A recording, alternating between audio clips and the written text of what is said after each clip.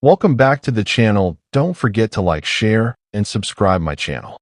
Today we are explore how to create multi-page design layouts using artboards in Photoshop.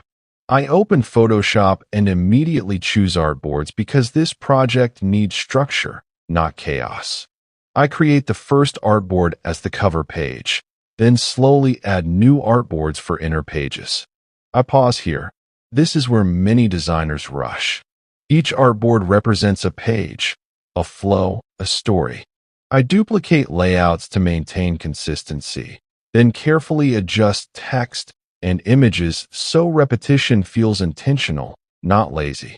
When spacing feels tight, I take a breath and loosen it.